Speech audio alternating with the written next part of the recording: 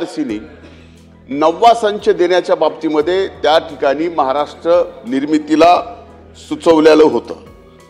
त्यामुळे आमची मागणी आहे की 5 संच बंद झाले, त्यामुळे अप्रत्यक्षपणे परळी, वैद्यनाथ आणि परिसरातल्या अगदी गंगाखेड असेल, सोनपेठ असेल, या सगळ्या परिसरामध्ये जो अप्रत्यक्ष रोजगार होता त्याच्यावरती फार मोठा परिणाम झाला आहे।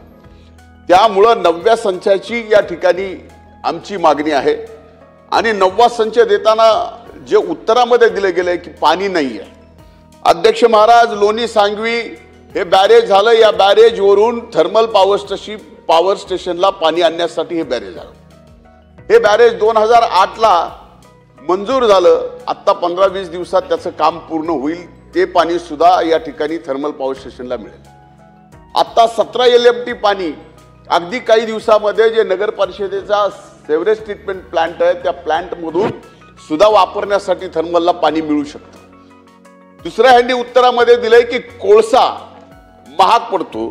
तर यामध्ये माझी एवढीच विनंती आहे की जसं इतर थर्मल पॉवर स्टेशनला WCL कडनं आणि MCL कडनं कोळसा घेतला जातो, तसाच परळी औद्योगिक केंद्राच्या संचासाठी कोळसा जर घेतला तर ते कोळसा सुद्धा स्वस्त पडू शकतो।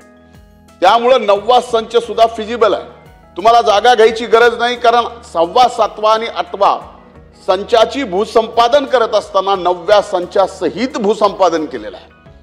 त्यामुळे तिथला EPC असेल, तिथं वॉटर प्रोसेस असेल, ह्या सगळ्या गोष्टीसाठी आज जागा उपलब्ध आहे। त्यामुळे एकीकडे 5 संच बंद करत असताना MERCनी न्याय द्यावा त्या भागासाठी म्हणून 9वा संच मंजूर केला। तो आज कुठेही शासन स्तरावरती मंजुरीसाठी नाही। त्यामुळे 9वा संच मंजूर करावा ही माझी पुन्हा एकदा या ठिकाणी सदनामध्ये आपल्या मार्फत मागणी आहे। अध्यक्ष महोदय, मंडळी, आपण बघितलेच आहे की धनंजय मुंडे यांनी आपल्या परळी विभागाचे काही मुद्दे मांडले आणि विधान परिषदेमध्ये त्यांनी आपल्या परळीमध्ये काय असावं याबद्दल त्यांनी आपलं मनोगत व्यक्त केलं। परंतु देवेंद्र फडणवीस त्यावर सहमत नसून त्यांना ही प्रतिक्रिया दिली। तर आपण बघितलंच असेल कशा प्रकारे आपले देवाभाऊ त्यांच्या प्रतिक्रियेवर कसे ठामपणे मुद्दा मांडला आणि त्याबद्दल बोलले। तर आपल्यालाही याबद्दल काय कळले तर आपल्या कमेंट बॉक्समध्ये आपलं मत नक्की नोंदवा।